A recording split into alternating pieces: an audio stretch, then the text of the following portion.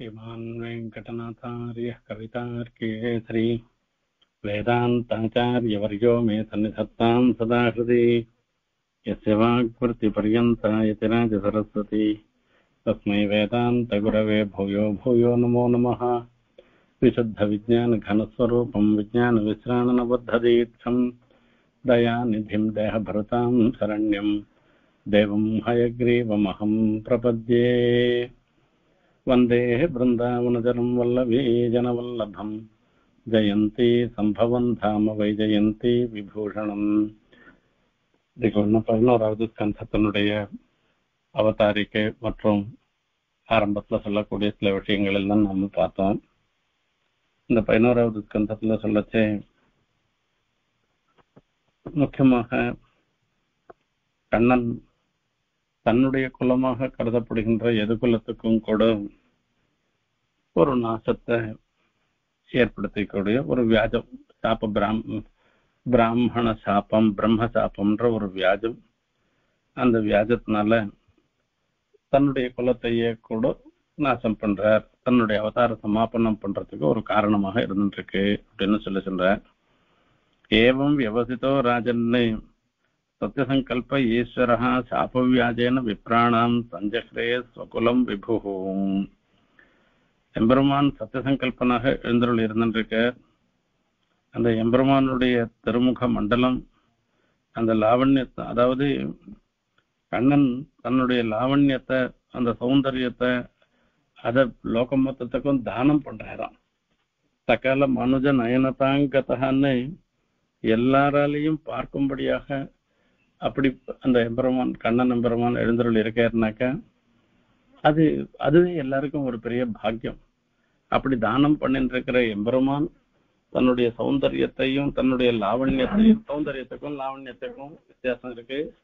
சௌந்தரியம்ன்றது பிரத்யங்க சோபை, திருமேனியினுடைய ஒவ்வொரு தோள் கண்டார், தோளே கண்டார், தாள் கண்டார், தாளே கண்டார்னு எல்லாம் கம்பநாட்டு அழ்வான் அனுசந்தானம் பண்ண மாதிரி, ராமனுடைய அழகுல ஈடுபட்ட மாதிரி கண்ணனுடைய திவ்யாவயவங்கள்ல ஈடுபட்டவர்கள் அவர் ஒரு பிரகாரம். லாவண்யன்றது சமுதாய சோபை, ஒட்டுமொத்தமாக இருக்கக்கூடிய சோபை. இந்த லாவண்யத்தையும் சௌந்தரியத்தையும் அந்த திவ்யமங்கல விக்கிரகத்தினுடைய ஒரு லோகம் மொத்த பேருக்கும் தானம் பண்ணிட்டேன். அதுதான் பெரிய விஷயம். தானம் பண்ணிட்டேன்னாக்க லோகத்துல இருக்கிறவா மொத்த பேரும் அந்த கண்ணனுடைய திவ்யமங்கல விக்கிரகத்தை சேவித்து அது மூலமாக அவ பாப்பங்கள் மொத்தம் போகி பரமபுருஷார்த்தத்தை அடைபவர்களாக ஆனார்கள் என்று அர்த்தம் இருக்கு. இப்போ இந்த எம்பெருமானுடைய மூர்த்தி, அந்த திவ்யமங்கல விக்கிரகம் இருந்துட்டு இருக்க, அதை சேவிக்கிறவர்களுக்கெல்லாம் கண் படைத்த பயனை ஏற்படுத்திட்டு, ஆனாலும் அவர் சத்தியசங்கல்பனாக இருக்கிறதுனால ஒரு அவதாரத்துக்குன்னு ஒரு காலம் தானே சங்கல்பிச்சுட்ட ஒரு காலம், இவ்வளவு நாள் வரைக்கும் தான் இருக்கணும் அப்படின்னு அவர் சங்கல்பிச்சுட்ட காலம், அந்த தானே சங்கல்பிச்சுட்ட காலம் வரைக்கும் எழுந்தருளி இருந்துட்டு அதுக்கப்புறம் அவதாரத்தை சமாபனம் பண்றேன். அந்த அவதார சமாபனம் பண்ணச்சே ஒவ்வொரு சமயத்துல ஒவ்வொரு மாதிரி இருந்துருக்கு. ராமாவதாரத்தை சமாபனம் பண்ணச்சே அன்று சராசரத்தை வைகுந்தம் ஏத்தின்னு சொல்ற, அங்க இருக்கக்கூடிய அபிவிருட்சா பரிமளானாக இது ராமர் காட்டுக்கு போறேன்னு சொன்னாலும், சொன்ன உடனே மரங்கள்லாம் அப்படியே அந்த பூத்து குலுங்கின மரம், அந்த மொட்டு புஷ்பம் மொத்தம் அப்படியே கீழே வாடி விழுந்து போயிட்டான். அப்போ அந்த ராமனையே நினைச்சுட்டு இருந்துட்டு இருக்குன்னா, அகால பலினோ விருட்சாகன்னு ராமருக்கு பட்டாபிஷேகம்னு எல்லாரும் சொன்னாலாம். சொன்ன உடனே அந்த பட்டாபிஷேக காலத்துல கொடுக்காத புஷ்பம் இருந்து பிரயோஜனம் என்ன, பட்டாபிஷேக காலத்துல பழுக்காத பழமா இருந்து என்ன பிரயோஜனம் அப்படின்னுட்டு அந்த காலம்ன்றத கூட பார்க்காமல் பட்டாபிஷேகம்ன்ற ஒன்னையே நினைச்சுட்டு ராமனுக்காகவே அந்த கால பலினோ விருட்சா, காலம் இல்லாத காலத்திலையும் விருட்சங்கள்லாம் பலத்தை கொடுத்தனன்னு சொல்ற. அந்த மாதிரி வரைச்சே இங்க கண்ணன் சமாபனம் பண்றாரு இல்லையோ, அங்க ஒரு சந்தேகம் வருது. எதுகுலத்துல இருந்தவாள்லாம் எப்படி பிராமண சாபத்துக்கு ஆளாகினார்கள். இதுதான் பரீட்சித்து மகாராஜாக்கு ஒரு சந்தேகம். ஏன்னா பிரம்மண்யானாம் வதான்யானாம் நித்தியம் ருத்தோபசேவினாம் விப்ரசாபா கதமபூத்து விருஷ்ணீனாம் கிருஷ்ணச்சேதசாம். இந்த எதிர்குலத்துல இருக்கிறவா எல்லாருமே கண்ணனையே மனசுல நினைச்சுட்டு இருக்கிறவா. பெருமாளை மனசுல நினைச்சுட்டு இருக்கவாளுக்கு வேற துர்புத்தி ஏற்படாது. அதே மாதிரியாக இவ மொத்தம் பெரிய கொடை வள்ளலாக இருந்துருக்கிறவ அவ சாஸ்திரத்துல சொல்லியிருக்கிற பிரகாரத்துக்கு விருத்தோபசேவிகள் பெரியவாளெல்லாம் எப்படி ரட்சணம் பண்ணணுமோ அவளுக்கு பரிச்சரிய பண்றது, சுசுரூஷ பண்றது, இந்த மாதிரி எல்லாம் பண்ணிட்டு அவள்லாம் இருந்துட்டு இருக்கிறவா அவளுக்கு போய் பிராமண சாப்பம்ன்றது எப்படி வந்தது? எனக்கே ஒரே சந்தேகமா இருக்குன்னு பரீட்சித்து கேட்கிறேன். என் நிமித்த சவை சாப்பா யாதிருஷாம் திஜசத்தமா கதம் ஏகாத்மனாம் பேதா ஏதத் சர்வம் வதஸ்வம. அப்ப இந்த சாப்பம் எதுக்கோசரம் எதை நிமித்தமாக கொண்டு ஏற்பட்டது? அந்த சாபத்தினுடைய ஒரு தீவிரத்தமா, அதாவது எவ்வளவு தீவிரமானது அந்த சாபம்ன்றது. இப்போ கண்ணனையே நினைச்சுட்டு இருக்கிறவாளுக்கு போய் இப்படி ஒரு பேத புத்தின்றது எப்படி ஏற்பட்டது? பேத புத்தின்னாக்க வேற விஷயங்கள்லயோ வேற விதமாக நடந்து கொள்றதோ இந்த புத்தி எப்படி ஏற்பட்டதுன்னு தெரியலையே, நேர்தான் பதில் சொல்லணும்னு கேக்குறேன். அதுக்கு சுக்கர் பதில் சொல்றேன். பிப்ரத்வ புஸ்தகல சுந்தர சன்னிவேசம் கர்மாச்சரன் புவி சுமங்களம் ஆப்த காமஹ ஆஸ்தாய தாம ரமமாண உதார கீர்த்தி சம்ஹர்த்துமைச்சத குலம் ஸ்திதகிருத்ய சேஷஹ. ஸ்திதகிருத்ய சேஷஹ செய்ய வேண்டியதை செஞ்சுட்டு இன்னும் கொஞ்சம் போரும் பாக்கி இருந்துட்டு இருக்கான்.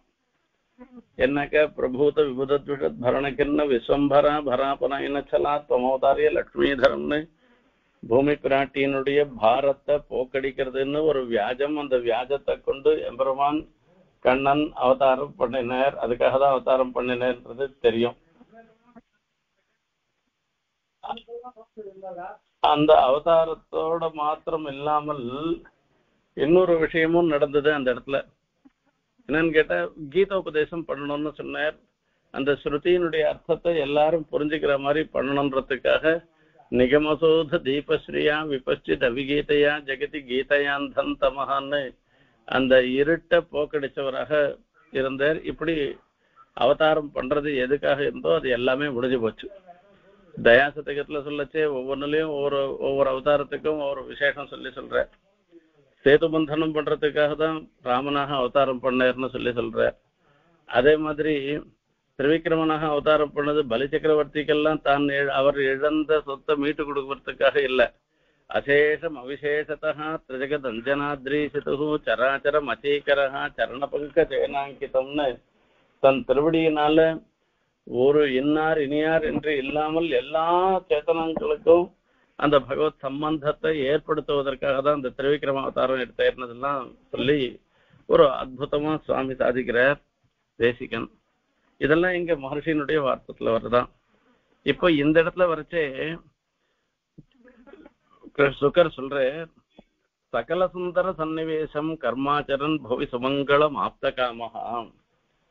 பெருமாள் எந்த ஒரு திருமேனியை எடுத்துட்டாலும் அது அழகாதான் எழுந்தருள் இருப்பார், அதுல ஒன்றும் சந்தேகமே இல்லை. பெருமாள் வராகமூர்த்தியே எடுத்துட்டா கூட இந்த வராக நயனார்ன்றவர் ஆச்சரியமான சேவை, திவ்யமங்கல விக்கிரக சேவை ஆச்சரியமா தான் இருந்துட்டு இருக்கும். ஆனாலும் கூட கிருஷ்ணாவதாரம்ன்றது இருக்கு, அது தனி. இது மத்ஸ்யாவதாரம் கூர்மாவதாரம் எல்லாம் அதெல்லாம் ஏதோ ஒரு கால விசேஷத்துல நடந்தது, அது வேற விஷயம். அந்த கிருஷ்ணாவதாரத்துல ஈடுபடாதவா யாருமே கிடையாது. போபோ சந்தியாவந்தனம் அஸ்துமேன்னு இவர் சொல்ற லீலா சுக்கர் சொல்லச்சு, அப்பா எனக்கு சந்தியாவந்தனம் வேணாம், பகவதாராசனம் வேணாம், ஒன்னும் வேண்டாம், அந்த கிருஷ்ணன் என் கண்ணெதிரே இருந்தாருனாக்கா போறோம், அந்த கிருஷ்ணனுடைய திவ்யமங்கல விக்கிரக சேவை இருந்தா போறோம், வேற ஒன்னும் வேண்டாம் சொல்ற. அந்த மாதிரி கிருஷ்ணாவதாரத்துக்கு ஒரு தனி ஏற்றம். சகல சுந்தர சன்னிவேசம் அப்படின்னு அந்த ஆச்சரியமான மூர்த்தி யா தாமா கிள கிணக்காரிணி பபூவா தா தாமேத்தின்னு அந்த கிருஷ்ணாவதாரத்துல எம்பெருமான் கண்ணன் யசோதையினாலே கட்டுண்ட அந்த கட்டுண்டதான் மீதி அர்ச்சாமூர்த்தியாக எழுந்துள்ள இருக்கிற தேவப்பெருமாளுக்கு அந்த தழும்பே அலங்காரமாக ஆயிடுத்தான் என்றெல்லாம் சொல்ற. அதே மாதிரி அந்த கிருஷ்ணாவதாரத்துல நடந்த விஷயங்களை நினைச்சு பாத்துக்கிறார். அங்கனாமங்கனாம் அந்தரே மாதவகான்னு சொல்லிட்டு ஆகையால இவ புல்லம் ஹி கபோலையோர் யுகந்தேன்னு அதை நினைச்சு அனுவர்த்தி ததாதன பிரகர்ஷாத்து இவ புல்லம் ஹி கபோலையோர் யுகந்தேன்னு அந்த கிருஷ்ணாவதாரத்துல நடந்த நிகழ்வுகளை நினைச்சு பாத்துக்கிறாராம். பார்த்த உடனேயே கண்ணம் மினுமின்னு ஒரு சந்தோஷத்தை வெளிப்படுத்துறதாக ஆறுதுன்னெல்லாம் ஆழ்வான் மங்களாசாசனம் பண்ற. அந்த கிருஷ்ணாவதாரத்தினுடைய திவ்யமங்கள விக்கிரகத்துல ஈடுபட்டவர்கள். மீதி அவதாரங்கள்லாம் வரச்சே திவ்யாத்ம ஸ்வரூபத்திலையும் அவரை பகவானாக தெரிஞ்சுட்டு ஈடுபட்டவர்கள்லாம் வாஸ்தவம். ஆனா ஒரு வலக்கை இடக்கை தெரியாத ஆய்ச்சியர்கள் உள்பட அந்த கிருஷ்ணாவதாரத்துல ஈடுபட்டவர்களாக ஆனார்கள்னாக்க அது மொத்தத்துக்கும் காரணம் ஈஸ்வரனுடைய திவ்யமங்கள விக்கிரகம் தான். அததான் சகல சுந்தர சன்னிவேசம்னு சொன்னார். அதே மாதிரி கர்மாச்சரன் புவி சுமங்கலம் ஆப்தகாமகன் அந்த லீலையிலையும் பார்த்தோம்னாக்கா ரொம்ப அற்புதமாக இருந்துருக்கும். பிரதமாவதாரம் எல்லாம் வந்த உடனே வந்த காரியம்தான் ஆயிட போறது. ஆனா ராமாவதாரத்துல கொஞ்சம் சொல்லலாம் விஸ்தாரமா. ஆனா ராமாவதாரம் ஆச்சு, அவர் ராமர் அவதாரம் பண்ணினார். ராமர் ஒரு லட்சணம் ஒன்னா இருந்தான்னு அந்த ராமனுடைய ஒரு அந்த குழந்தை பருவமோ அந்த பாலமாக இருக்கிறதோ அந்த பருவங்கள்லாம் புடவை போயிடுச்சு. நேர போய் 16 வயசு ஊனஷோடச வயஸ்கான்னு சொல்லி 16 வயசு நிரம்பாதவன் 15 வயசு பையனாதான் போயிட்டே திடீர்னு அதே ஒரே சங்கத்திலே விஸ்வாமித்திரர் வந்துட்டார். எல்லாம் முடிஞ்சு போச்சு. ராமாவதாரத்துல ராமனுடைய பால லீலைகளை அனுபவிக்கிறதுன்ற ஒரு பாவமே இல்லாத போயிடுச்சு.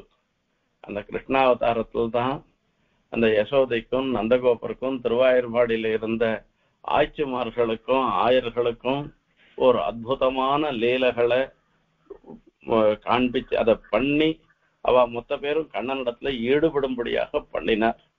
இப்ப அதுதான் சுமங்கலம். அந்த கர்மாச்சரன் புவி சுமங்கலம் மங்களமான கர்மாக்களை தான் அவர் எல்லாத்தையும் பண்ணி அதனால எல்லாருக்கும் ஒரு ஓய்வு ஏற்படும் பண்ணவர் அவர் ஆப்தகாமர். அதாவது அவருக்கு ஆக வேண்டிய ஒண்ணுமே இல்லை. அவாப்த சமஸ்த காமன்னு சொல்றோம் இல்லையோ. அவர் பெருமாள் சங்கல்பிச்சாருனாக்கா அவரால் முடியாத எதுவுமே கிடையாது. அப்படி இருந்தாலும் கூட இந்த மங்களமான கர்மாக்களை அனுஷ்டிச்சு அது மூலமாக ஒவ்வொருத்தரும் தன்னிடத்துல கண்ணனிடத்துல ஈடுபடும்படியாக அவர் நடந்துட்டே ஆஸ்தாயதாம ரமமான உதார கீர்த்தி சம்ஹர்த்துமைச்சத குலம் ஸ்திதகிருத்ய சேஷா தன்னுடைய குலத்தையும் சம்ஹாரம் பண்ணணும்னு அவர் சங்கல்பிச்சுட்டாராம். இதுதான் அவருக்கு இன்னும் பாக்கி இருந்துருக்கு. பூமியினுடைய பாரத்தை குறைக்க வேண்டிய விஷயத்துல இன்னும் கொஞ்சம் ஓரம் தான் பாக்கி இருந்து.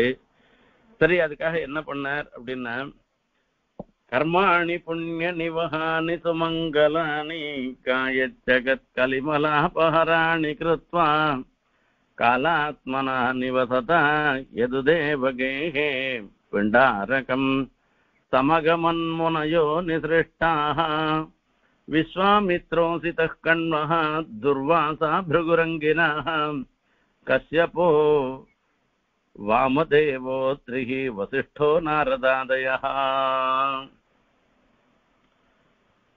எம்பெருமான் சாட்சாத் ஸ்ரீமன் நாராயணன் தான் கண்ணனாக அவதாரம் பண்ணிருக்க என்பதை மகர்ஷிகள்லாம் அறிந்தவர்களாக இருந்துருக்கா. இது ஏற்கனவே குருக்ஷேத்திரத்துல நடந்த சன்னிவேசத்துல பார்த்தாலே அந்த விஷயத்திலேயே பாகவதத்துல விஸ்தாரமாக சொல்ற அந்த யதுவம்சத்துல துவாரகையில வாசம் பண்ற காலஸ்வரூபியா கிருஷ்ணனுடைய இதை அவனோட சேர்ந்து அவரோட நித்தியமாக ஒரு சமாகமம் ஏற்பட்டு அவருடைய திவ்யமங்கள விக்கிரகத்தை சேவிச்சுண்டு அதன் மூலமாக தாங்கள் எல்லாரும் பாக்கியசாலிகளாக ஆகணும் என்கிற ரீதியில விஸ்வாமித்திரர், அசிதர், கண்வர், துர்வாச, பிருகு, அங்கிரஸ் கஷ்யபர், வாமதேவர், அத்ரி, வசிஷ்டர், நாரதர், இப்படி இந்த முனிகள்லாம் இங்க இருந்து துவாரகையில இருந்து கிளம்பி பிண்டாரகம்னு ஒரு க்ஷேத்திரம், அந்த க்ஷேத்திரத்துக்கு இத்தனை நாள் வரைக்கும் கண்ணனோட இருந்தாச்சு, கண்ணனுடைய அனுபவம்லாம் இருந்தாச்சு. சரி, அந்த க்ஷேத்திரம் ஏகாந்தமான க்ஷேத்திரமா இருக்கு. அந்த க்ஷேத்திரத்துல இருந்து பகவத் தியானம் பண்ணிட்டு தன்னுடைய அனுஷ்டானங்களை பண்ணிட்டு தபஸெல்லாம் பண்ணிட்டு இருக்கணும்னு அவள்லாம் கிளம்பி போறாளாம். எப்பேற்பட்டவாளுக்கும் இந்த பிரகிருதி சம்பந்தம் இருந்ததுன்னாக்கா அப்போ சில சமயங்கள்ல ரஜோகுணம் தமோ குணங்களுக்கு வெளிப்பாடு அதிகமா இருக்கு. என்னதான் கிருஷ்ணனையே சேவிச்சுட்டு இருந்துருக்கா, கிருஷ்ணனோட சேர்ந்தவர்களாக இருந்துருக்கா, இருந்தாலும் கூட இந்த பிரகிருதி சம்பந்தத்தினால அவர்களுக்கும் ரஜோகுணம் தமோ குணம் எல்லாம் மேலோங்கி இருக்கிறபடினால சில சமயங்கள்ல பல சமயங்கள்ல சத்துவகுணம் மேலோங்கி, ஒருத்தன் சாத்விகன் அப்படின்னு சொல்றதுக்கு தாத்பரியம் என்னன்னா பல சமயங்கள்ல சத்துவகுணம் மேலோங்கி இருக்கிறவனாக இருக்கான். ரஜஸ்தமசு சின்னதா சொன்னா கூட சொன்ன உடனே புருன்னு கோபம் வந்துடுறது, அதே மாதிரி பெரியவாழ்கிட்ட போய் அபச்சாரப்படுறது, இப்படி எல்லாம் பண்றதுன்னா அப்ப ரஜோகுணமும் தமோ குணமும் மேலோங்கிறது. அப்புறமா நீ 1000 சொல்லி பிரயோஜனம் இல்லாத போயிடுறது. ஆகையால மன்னிப்பு கேட்டுட்டாலும் அது பிரயோஜனம் இல்லாத போயிடுறது. அப்ப நடக்கச்சே சட்டுன்னு ஒரு கோபம் வருதோ இல்லையோ, இதெல்லாம் அந்த ரஜஸ்தமசனுடைய ஒரு காரணம் தான் அது. இது எப்பேற்பட்டவாளுக்கும் வரக்கூடியதுதான். அதுல அந்த ரஜோகுணமும் தமோ குணமும் மேலோங்கி இருந்திருக்கிற ஒரு நிலையில யாதவர்கள் எல்லாரும் இப்படிப்பட்ட மகான்கள் இடத்துல ஒரு அபச்சாரப்படும்படியான ஒரு நிகழ்ச்சி நடந்தது. அந்த நிகழ்ச்சியை தான் இப்ப சொல்ற.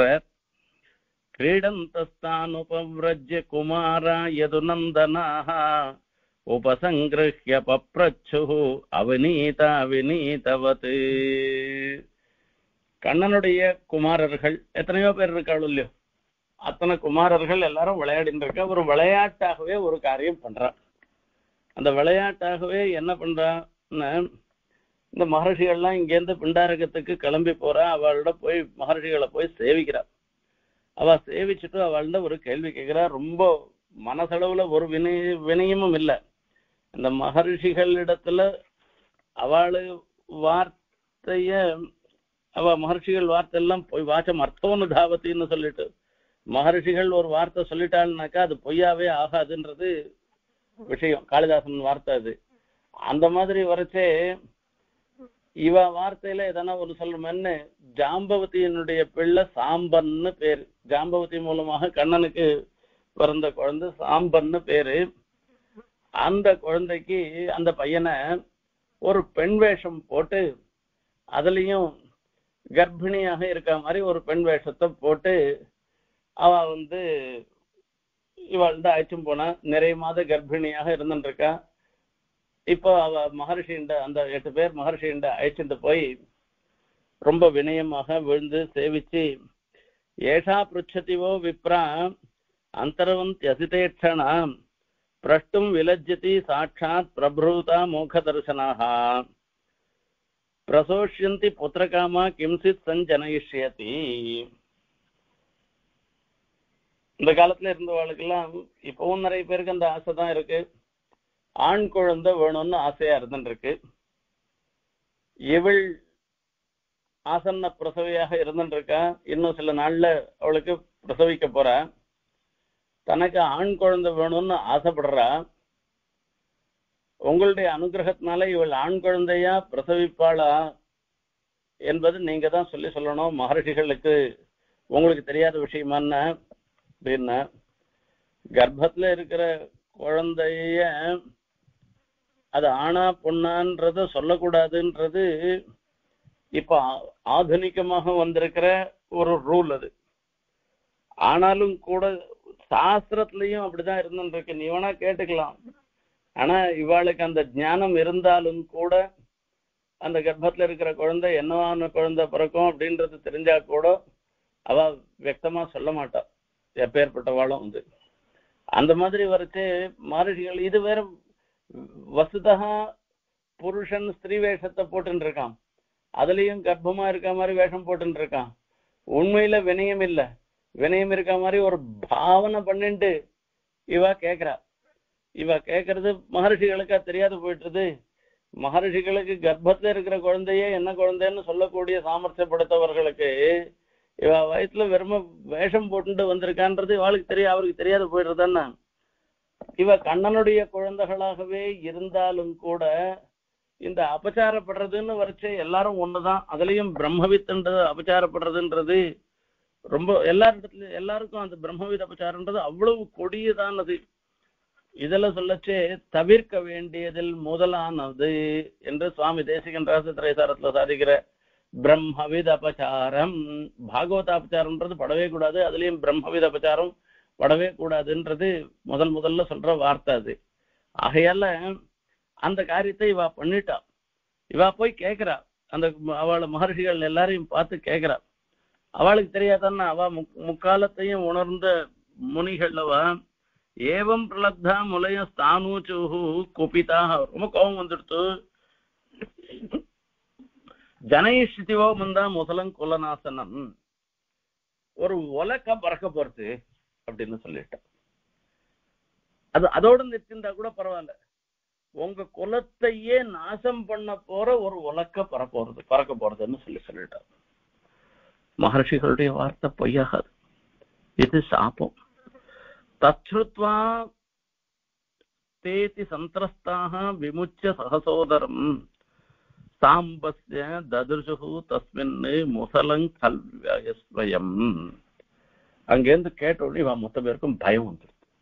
ஏன்னா இது சொன்னது மகர்ஷியினுடைய வாக்கு. மகர்ஷிகளுடைய வாக்கு எப்பவுமே பொய்யா போகாது. சாபம் பாப்பம் இது ரெண்டுத்துக்கும் வித்தியாசம் இருக்கு. சாபம் அப்படின்றது வரைச்சே அது அனுபவிச்சுதான் போகணும். பாப்பம் அனுபவிச்சும் போலாம், பிராயஷ்சித்தம் பண்ணியும் போலாம். பாப்பம் இப்போ அகல்யக்கு சாபம் வந்தது. சாபம் வந்தா அது கல்லா போய் தான் அனுபவிச்சுட்டு தான் அவளால போக முடிஞ்சதே தவிர பிராயஷ்சித்தம் எல்லாம் பண்ணிக்க முடியல. மீதி சில தப்பு காரியம் பண்ணினோம்னா அதுக்கு பிராயஷ்சித்தம் இருந்துட்டு இருக்கு. அகில இப்ப முனி சாபம் வந்துடுத்தே, இது பெரிய அனர்த்தம் வந்துடுத்தே, என்னடா இதுன்னு யோசனை பண்ணலாம். உடனே இது வரைக்கும் பெண் வேஷம் போட்டிருந்த அந்த சாம்பன் அந்த பெண் வேஷத்தை கலைச்ச உடனே பார்த்தோம்னா வயத்துல ஒரு இரும்பு பூண் போட்ட இரும்பாலான ஒரு உலக்க இருந்துச்சு. அவர் சொன்ன மாதிரி இவளிடத்துல இருந்து கர்ப்பத்துல இருந்து வரப்போறது முதலம் தான் வரப்போறதுன்னு தானே சொன்ன. இப்ப அது ஒரு பாட்டு பலிச்செடுத்து, இன்னொரு பாட்டு என்ன, இந்த முசலம் தான் உன்னுடைய இந்த உலக்க தான் உன்னுடைய குலத்துக்கே நாசத்தை விளைவிக்க போறதுன்னு சொல்லி அடுத்த பாட்டு. இப்ப அதுக்கு அந்த விஷயத்துல மொத்த பேருக்கும் பயம் வந்துடுத்தான். கிங்கிருத்தம் மந்த பாக்யர்னஹா கிம் வதிஷ்யந்தினோ ஜனாக. இப்படி போய் நாம ஏதோ தப்பு காரியம் பண்ணிட்டோமே, ஜனங்கள்லாம் என்ன சொல்ல போறான்னு தெரியலையே அப்படின்னு அவ மனசுக்குள்ள ஒரே வேதனை.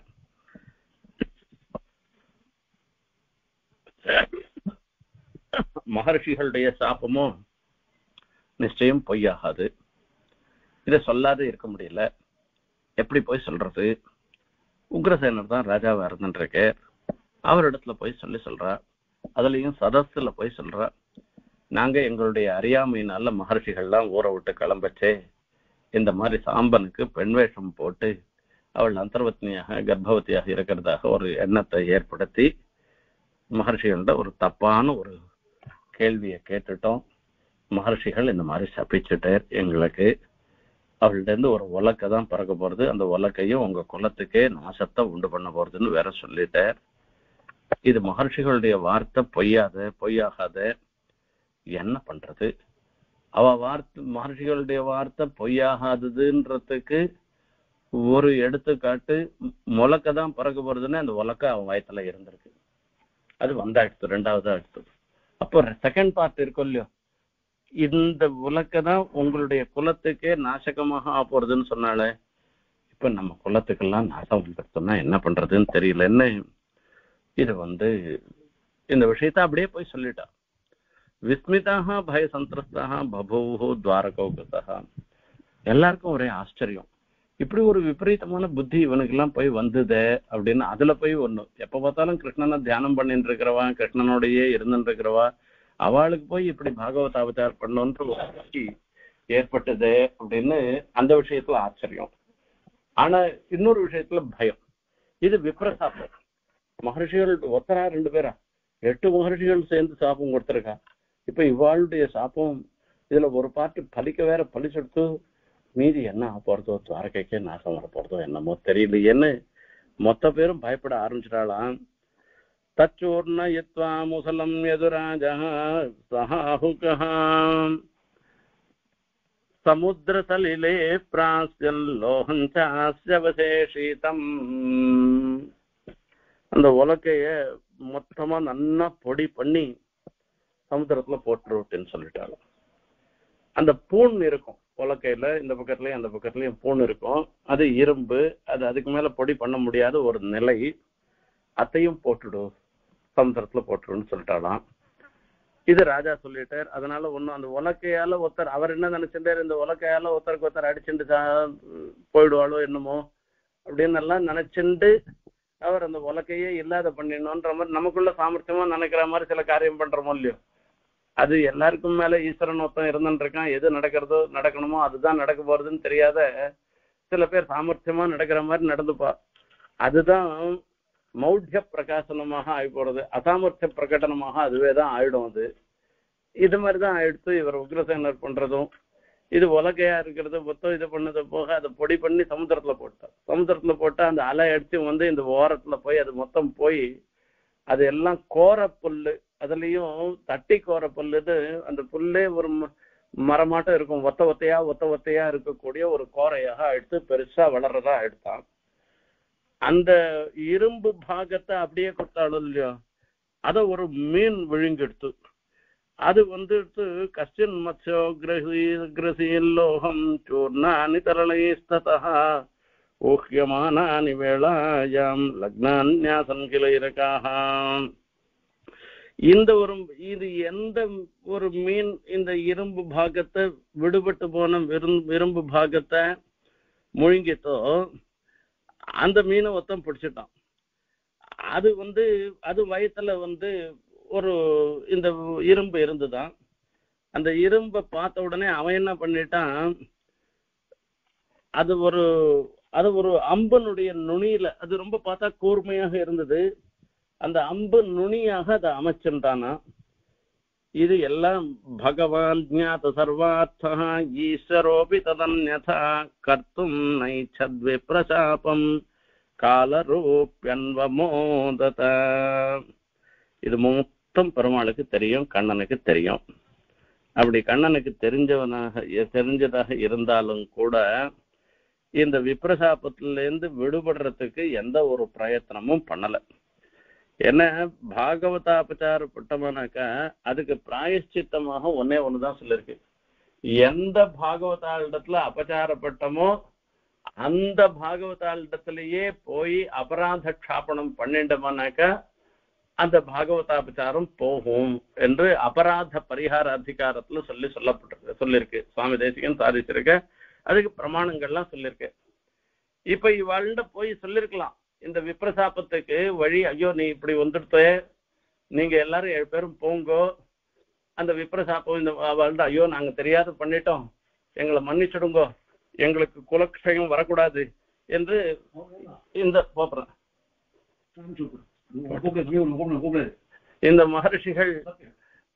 இந்த மகரிஷிகள்லாம் இத்தனை பேருடைய சாபத்துக்கு நாம உள்ளாயிட்டோமே அப்படின்னு நினைச்சிருந்தாங்க.